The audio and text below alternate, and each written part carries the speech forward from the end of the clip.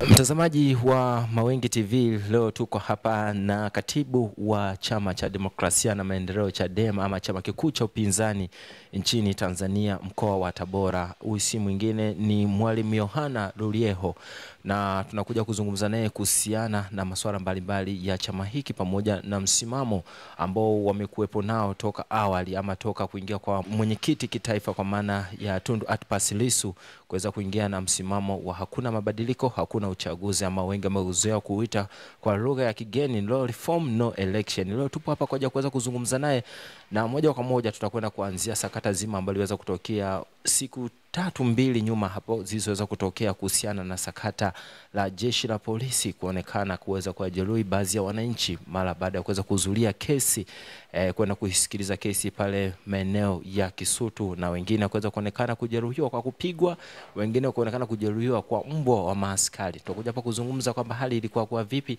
na wao ilikuwa kwa vipi mpaka hali ikaweza kutokea vile. Bwana Rulieho, habari za sasa? Salama, tunamshukuru Mungu na karibisheni hapa nyumbani kwangu. Karibuni sana. Ndio, mambo yanakwenda vizuri kabisa. Namshukuru Mungu, mambo yanakwenda vizuri. Afya ipo, uzima upo. Na tunaendelea na harakati. Bwana, juzi kati tuanzie hapa. Juzi kati Chadema mmetoka kwenye purukushani nzito baina yenu pamoja na jeshi la polisi. Mara ya kuweza jeshi la polisi liweza kutoa tamko kwamba msiweze kuhudhuria kwenda kuisikiliza kesi ya mwenyekiti wenu ngazi ya kitaifa kwa maana Tundu Antipas Lissu. Mkaweza kufika pale, lakini hali ikaonekana kuwa tofauti. Pengine kwenu mlipokea vipi? Niseme tu wazi kwamba lile lilikuwa ni jambo la hatari. Ni jambo la hatari kwa sababu kwetu sisi tumelichukulia kama ni tishio la demokrasia.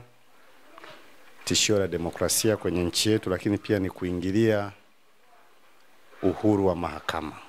Na katika utendaji kazi wa majeshi yetu kuna mipaka. Jeshi la polisi halifanyi kazi mahakamani. Lenyewe linafanya kazi uraiani huko. Sasa linapofikia hatua ya kwenda kuzuia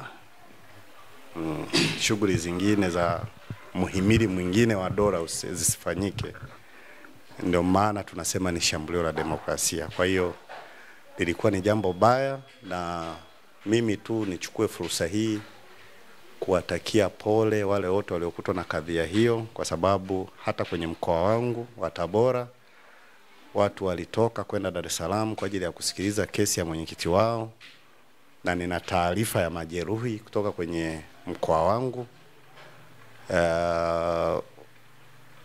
waliopigwa, na kuna mwingine ameumizwa sana mguu, alikuwa amelazwa hospitali ya Mwananyamala, anaendelea na matibabu.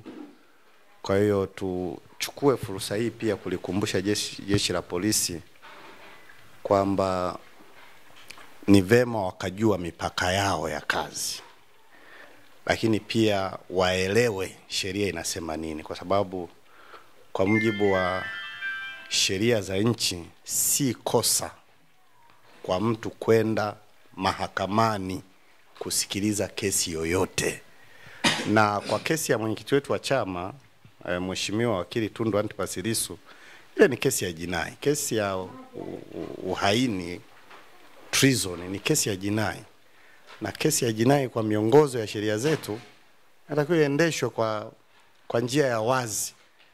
Njia ya wazi maana yake ni kesi yenye interest ya umma, public interest, kwamba watu wanaruhusiwa kwenda kuelewa nini kinaendelea. Lakini pia ukiangalia kiongozi huyu ni kiongozi wa kitaifa, kiongozi wa umma, wa watu, kwa wana haki ya kuelewa nini kinaendelea kwa kiongozi wao.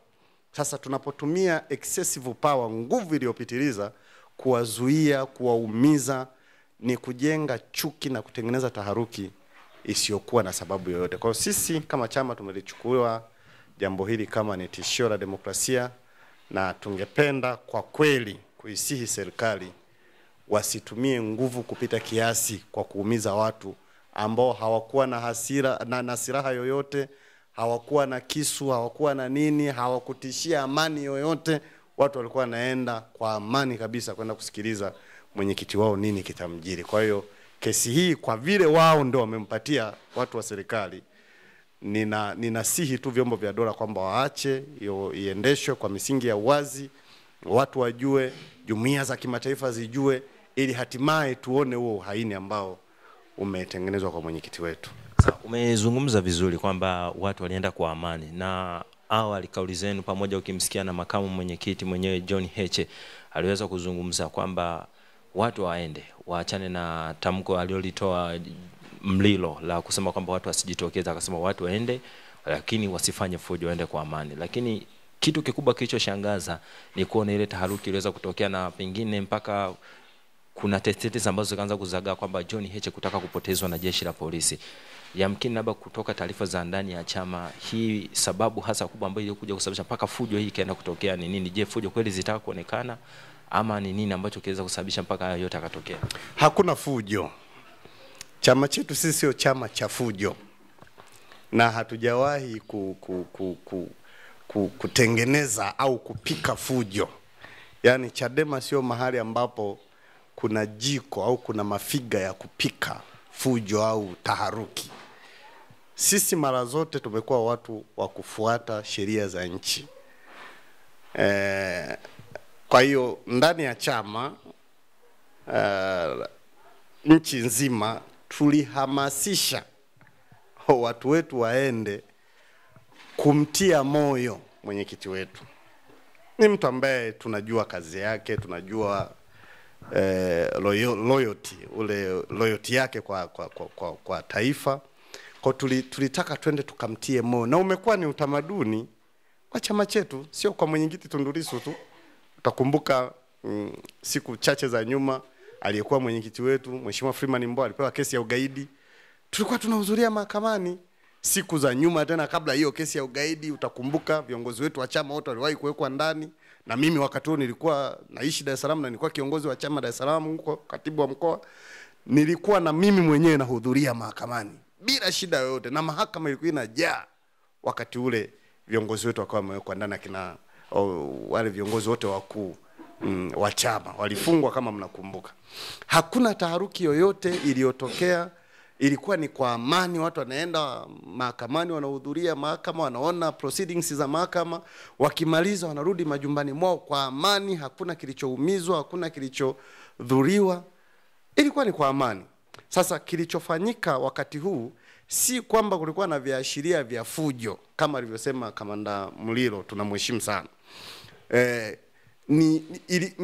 Sisi ambacho tunakiona ni kwamba